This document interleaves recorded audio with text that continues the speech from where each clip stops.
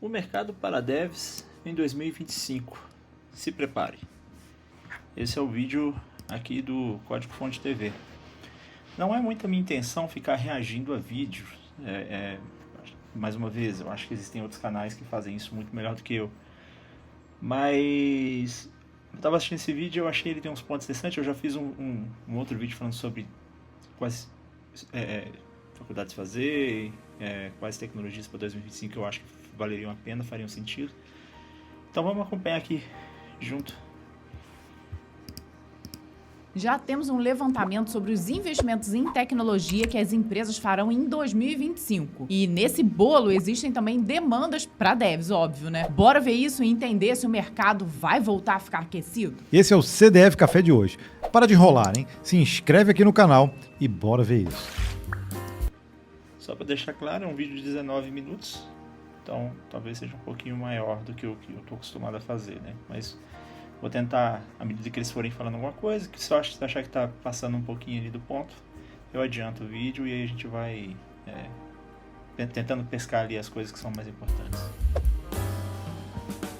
Se você está atuando nos últimos 5 anos ou só acompanha o mercado de tecnologia, mais precisamente o de desenvolvimento de software, percebeu que nós estamos aí numa verdadeira montanha-russa de demandas. Tudo que já vinha acontecendo nos últimos 20 anos acelerou de um jeito que deixou todo mundo assim meio maluco. De uma demanda gigante lá nos anos 2020 e 2021 para layoffs e gente desesperada em 2022 e 2023, agora estamos nos preparando aí para entrar em 2025 com uma expectativa diferente. Será que estamos... É importante entender que o que aconteceu em 2022 e 2023, os layoffs, eles são resultados do excesso de contratação que houveram ali durante principalmente o período da pandemia. Eu, particularmente, e talvez eu esteja errado, eu não acho que em uma situação normal, sem pandemia, tivessem havido todas essas contratações e consequentemente não teria havido todas essa enorme quantidade de layoff, né? Porque as empresas teriam tido a necessidade de um crescimento um pouco mais linear. Então, no meu ponto de vista, eu posso estar errado, eu acho que poderia ter acontecido sim. A gente vive hoje uma crise em área de tecnologia, em todas as áreas, games, desenvolvimento em geral e tal. Mas muito do que eu imagino que aconteceu foi devido ali ao período da pandemia. Voltando aos trilhos? Mas antes disso, me diz aqui nos comentários quais são as suas expectativas para 2025 na área de desenvolvimento. Não importa se você é iniciante, se é mais sênior. Aliás, comenta inclusive quanto tempo você está no mercado de trabalho também. Isso vai nos dar uma boa temperatura do que esperar. E você vai ver em vários levantamentos desses que nós vamos analisar o destaque para a qualificação do profissional. O mercado está sedento por devs experientes e com muito conhecimento. Um dos temas centrais e indiscutíveis é o conhecimento em segurança na construção de aplicações. Habilidades que grandes empresas e projetos exigem, com trilhos que contêm as principais tecnologias do mercado, como, por exemplo, boas práticas, containers. De muita mão no código, com desafios práticos para você Detalhes e tirar todas as dúvidas sobre o curso, levando em... Vai ficar um pouco mais seletivo, isso não tem jeito, um ajustamento que o mercado profissional. Vamos dar uma relembrada lá em 2022, o que a gente falou. A nossa perspectiva é justamente que o mercado de trabalho para desenvolvedores, para profissionais de tecnologia como um todo, vai ficar um pouco mais seletivo, isso não tem jeito, um ajuste de rumo do mercado normal. Isso vai fazer com que não tenha oportunidades. Eu acho que para quem se especializar, as oportunidades vão aparecer. Tá? Aqui no Brasil... E aqui o Gabriel acertou em cheio. Em cheio. Não é que não existam vagas, é que estão mais seletivas. Não se contrata um dev hoje de qualquer jeito, como aconteceu durante a pandemia principalmente. Hoje em dia, se contratar um dev, esse dev tem que ser especialista, tem que ser especializado, ele tem que ter ali um know-how muito bom. Mesmo, é engraçado porque eu tenho visto isso mesmo em vagas júnior. Não é que está contratando desenvolvedores, não estão contratando desenvolvedores júnior. Eu até vejo contratando.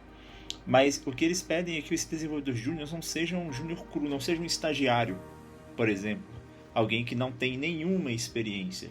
Eles entendem que o desenvolvedor júnior é um profissional que ainda não está completo, está iniciando na carreira, mas eles pedem que ele tenha alguma noção.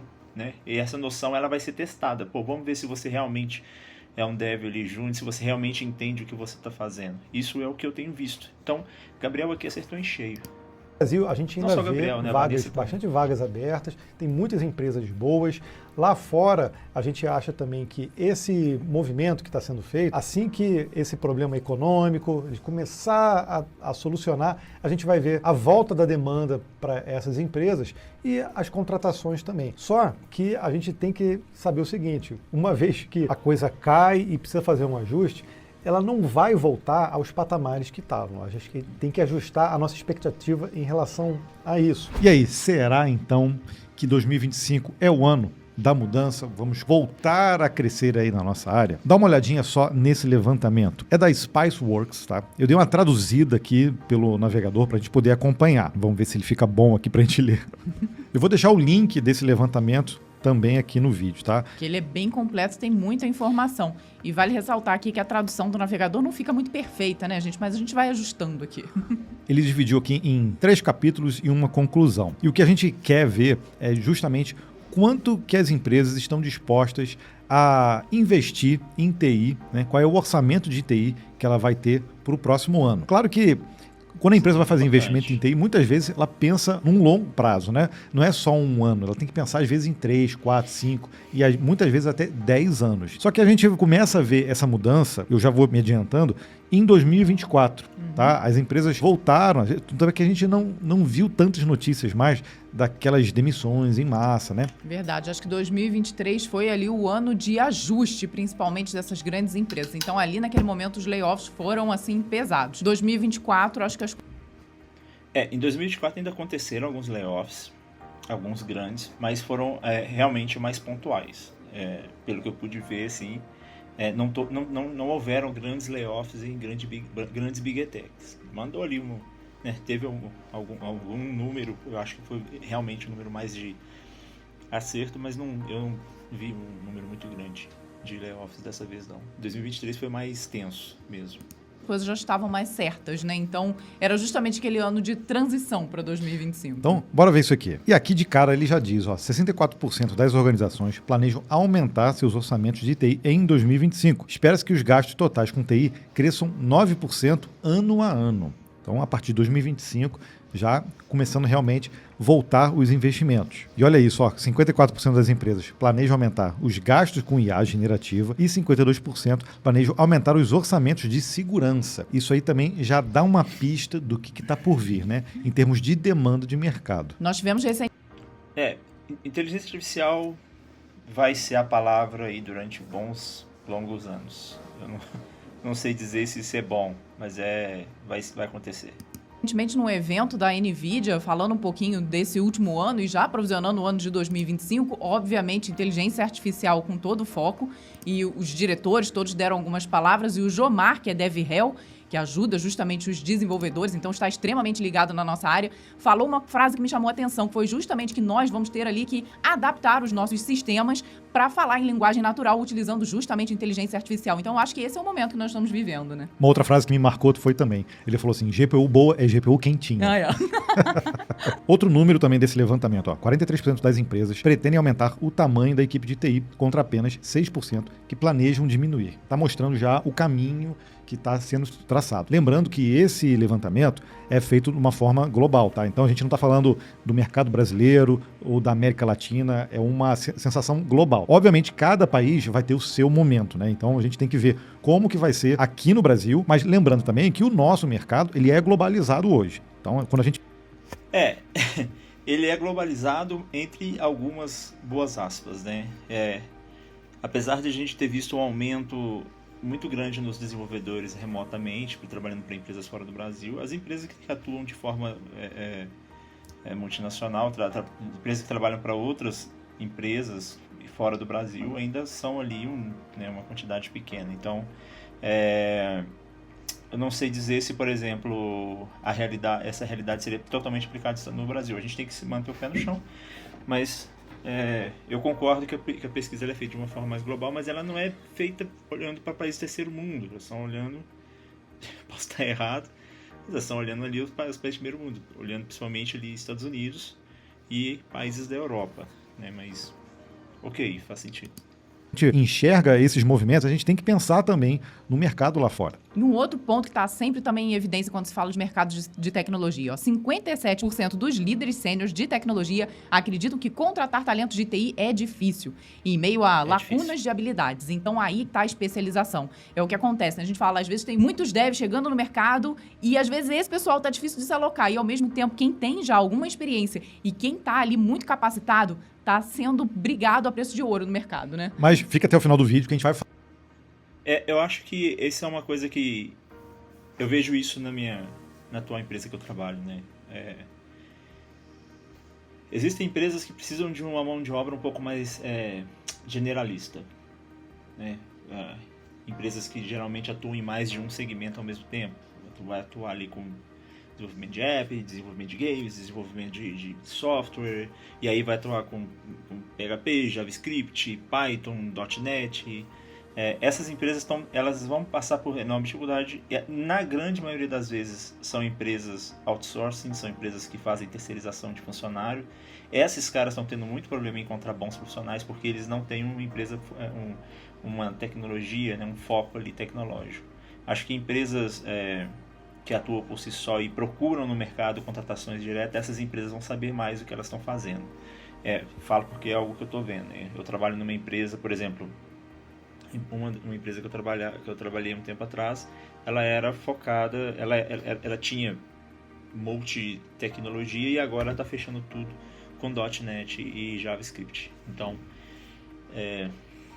essa limpa até no mercado aconteceu e aí sim, eles foram buscar profissionais mais especialistas, mais capacitados, mas anteriormente era uma coisa um pouco mais generalista. Então você tinha desenvolvedores de todo tipo e muitas vezes um desenvolvedor não ia saber, né, exatamente, ele não ia ter a formação técnica numa tecnologia específica. Falar mais sobre comportamentos, skills, porque isso tudo tem levantamentos também aqui do Brasil sobre isso. E no levantamento mostra quais são os fatores, os principais, né, que levam esse aumento no orçamento de TI nas organizações. E aí, olha, 53% está liderando aumentar a segurança, ou seja, eles têm preocupações em relação à segurança. Também tem aumentar a prioridade em projetos de tecnologia, necessidade de atualizar uma infraestrutura desatualizada. Né? Então, e aqui 45%, olha, aumentar o número de empregados, né, de funcionários. Interessante que também que ele traz um levantamento de como os investimentos nas áreas de tecnologia estão mudando dentro das empresas. E, obviamente, a gente vê um crescimento ali em IA generativa, depois na parte de segurança, laptops, porque, óbvio, né, tem que ter o hardware para o pessoal trabalhar, e o web hosting vem perdendo força ali ao longo dos anos, justamente porque estão se priorizando essas outras iniciativas. Na IA generativa, a gente vê ali um incremento de 54%, 40% fica da forma como está e só 6% planeja ali reduzir, né? Então, realmente, é um investimento maciço nessa área. Quem provavelmente está...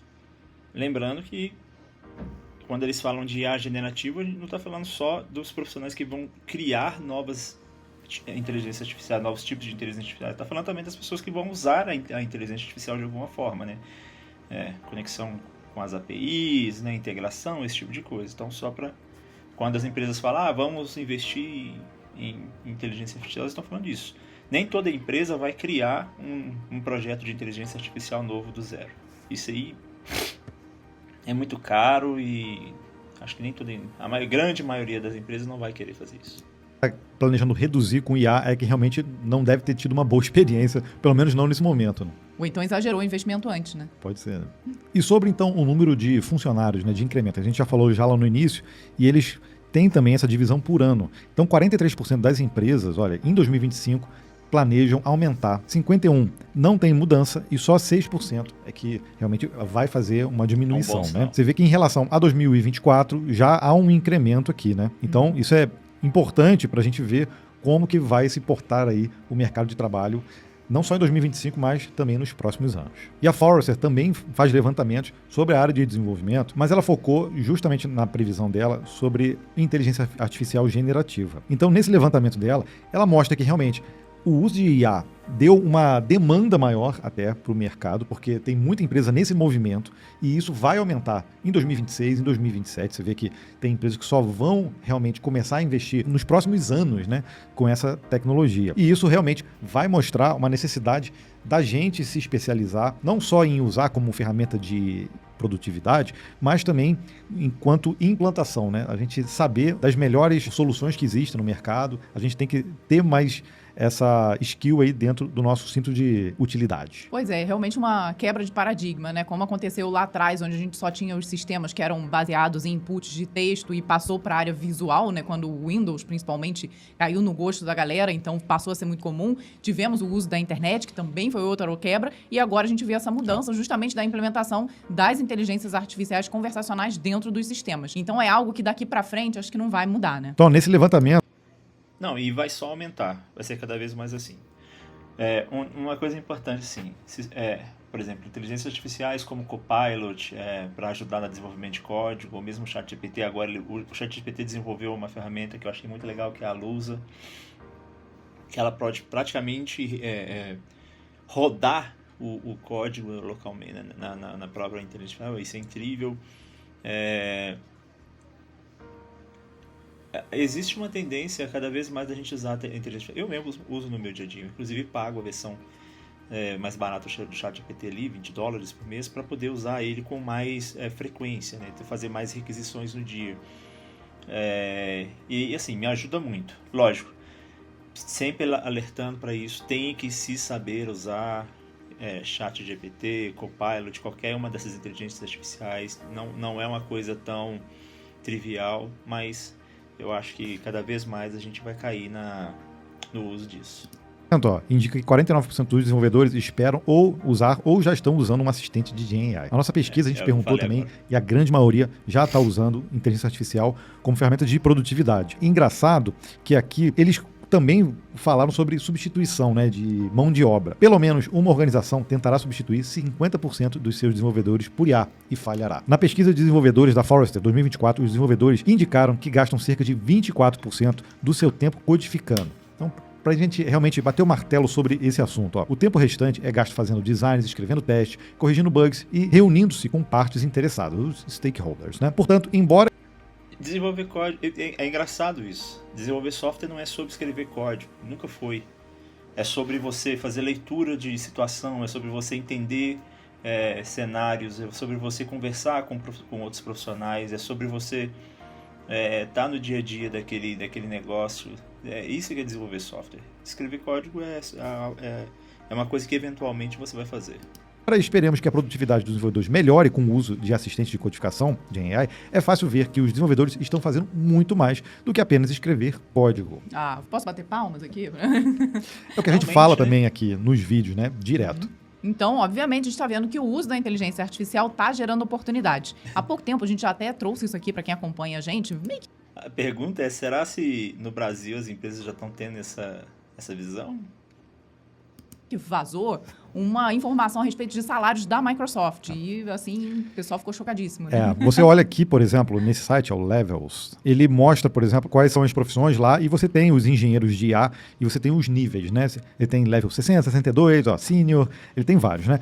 Então, por exemplo, se a gente pega um cara que é level 64 aqui, ele recebe, né, em dólar anual, cerca de 285 mil. Ou seja, é um cara, engenheiro de IA dentro da Microsoft. Mas eles têm uma demanda tão grande, e é óbvio que a gente tem que frisar que isso não é para todo mundo, né? Eterno e não é para todo mundo. Que, por exemplo, quem está no nível 69 chega a ganhar mais de $1 milhão por ano. Mais os benefícios, né? Você tem 610 mil, a benefício aqui de estoque, bônus de $147 mil e o salário base, né? É impressionante.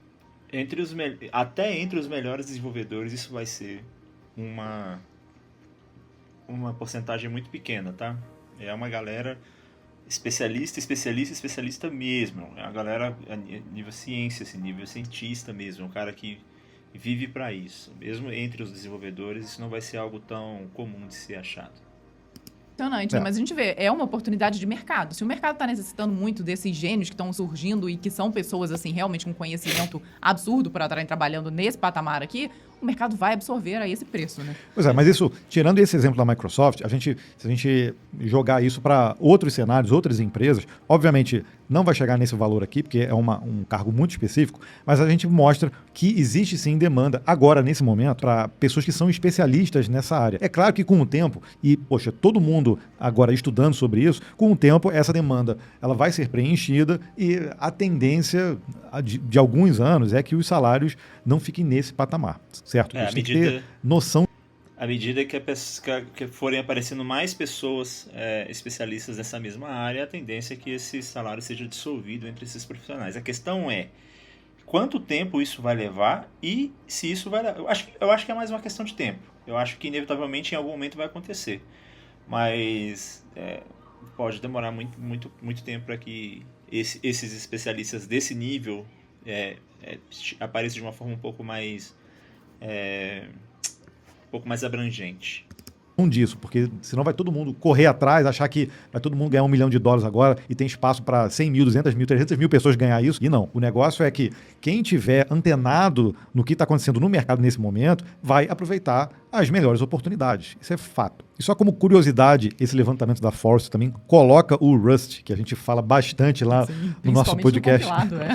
Ele realmente vai entrar no índice TOB ali nos top 10. E o C vai cair. Por quê? Eles acreditam que as organizações finalmente vão levar em consideração o risco em sua escolha de linguagem de programação. Mesmo com o C++ aí se atualizando para o ano que vem, tendo melhorias nesse sentido, o Rust, cara, é unanimidade quando a gente fala em relação à segurança. Bom, cumprindo a nossa promessa, a gente vai trazer alguns dados aqui do mercado nacional através de um panorama de carreiras criado pela TOTUS e que tem justamente uma visão até do...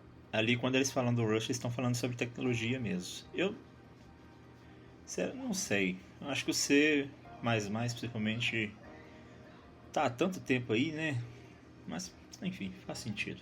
2030. Esse que é o ideal, né? Porque não dá para pensar de ano em ano. O mercado de trabalho não é igual às montadoras de carro que vão atualizando os carros todos os anos, né? Então, quando a gente pensa que em 2030, e já estamos perto de chegar lá, a gente tem uma visão um pouco mais clara de onde a gente está indo. E olha só que interessante. Eles fizeram esse levantamento durante o Universo TOTUS. Então, lá tem empresas pra caramba, muita gente, a gente já participou há alguns anos e realmente é um mundo ali dentro. E vai o Brasil inteiro lá, tá? Não é só São Paulo, não é só Rio, não é só um mercado regionalizado. A gente vê gente do Brasil inteiro lá. E nesse levantamento ele mostra, por exemplo, nas hard skills, né? Que a gente também fala aqui no nosso canal, o que se espera dos profissionais de tecnologia. Olha só, 53% responderam lá inteligência artificial. Então, não é à toa que a gente tem falado bastante de IA aqui no nosso canal, porque a gente vê essa importância. 43% análise de dados, a gente pode colocar junto aí. Eu, particularmente, ainda acho que essa coisa esse fogo com inteligência artificial, eu ainda acho que isso vai resultar em algum tipo de frustração. Eu não acho que a gente vai conseguir alcançar isso. Eu acho que existe toda uma euforia agora, mas eu não acho que a gente vai alcançar isso da forma como eles esperam que alcance tão cedo. Porque é caro. Para você ter uma ideia, tem uma versão do chat OpenAI, acho que é pricing. Tem uma versão do ChatGPT que custa $200. Products. Overview, API. ChatGPT, acho que é esse aqui mesmo. Latest Models. Token.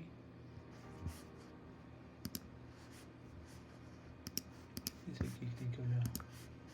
Aqui, ó. $200. Eu pago esse, né, que é a versão assim, então eu tenho tudo que está no free, limite estendido, standard advanced voice mode, acesso limitado à versão 01.0.1. Então, assim, não é toda... E ainda tem um negócio, né? A gente está falando do Pro aqui, mas será se o Pro atenderia uma empresa pagando $200? Eu tô pegando o ChatGPT, eu nem sei quanto que fica os outros. Vamos ver os outros. Gemini, AI, Pricing. Pricing Calculator, não sei como é que funciona os outros. Eu ainda tô... Gemini Pro. Pricing Calculator.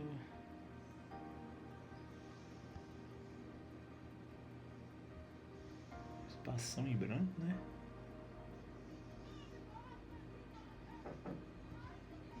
Enfim. Acho que tem uma coisa errada aqui.